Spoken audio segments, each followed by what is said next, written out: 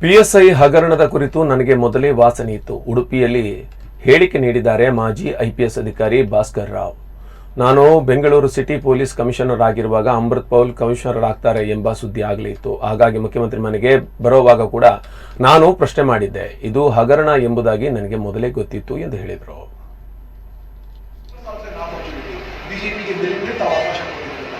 ಮತ್ತೆ ಇಲ್ಲಿ ಎಷ್ಟು ಮಟ್ಟಿಗೆ ಟೂರಿಸಂ ಪೊಟೆನ್ಷಿಯಲ್, ಈ ಕಡೆ ಸಮುದ್ರ ಮತ್ತೆ ಈ ಕಡೆ ಕಾಡು ಪ್ರದೇಶ, ಈಗ ಡ್ರೈ ಪೋರ್ಟ್ ನಾವು ಹಾಸನ.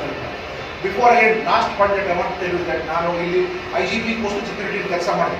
IGP ಕೋಸ್ಟಲ್ ಸೆಕ್ಯೂರಿಟಿ ಕೆಲಸ ಮಾಡುವಾಗ I see that there is a huge international sea corridor.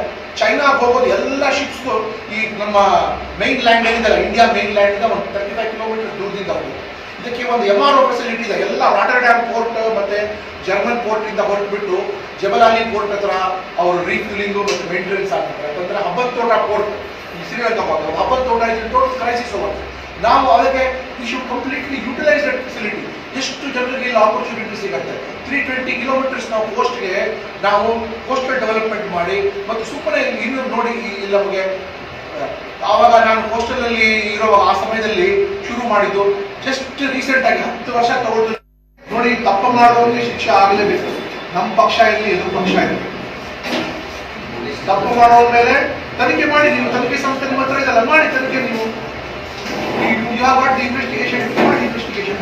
ನಮ್ಮ ಪಕ್ಷ ಇದ್ದ ತಕ್ಷಣ ಏನು ಬಿಡ್ಬಿಡಬೇಕು. ನಮ್ಮ ಪಕ್ಷದವ್ರು ತಪ್ಪು ಮಾಡಿದ್ರೆ ಅವ್ರಿಗೆ ಕ್ರಮ ತಗೊಳ್ಳಿ. ACB ಮತ್ತೆ ಲೋಕಾಯುಕ್ತ ಎರಡು ಇದ್ರೂ ಭ್ರಷ್ಟಾಚಾರ ಯಾಕಂದ್ರೆ there is political patronage that ACB. BJP ಏನು ಹೇಳಿದ್ರು, 24 ಗಂಟೆಗಳನ್ನ ಅಧಿಕಾರ ಬಂದು ಪ್ರಣಾಳಿಕೆನೇ ಹೇಳ್ಕೊಂಡ್ರು 24 ಅವರ್ಸ್ ಅದು ಮಾಡ್ತಿರಲಿಲ್ಲ.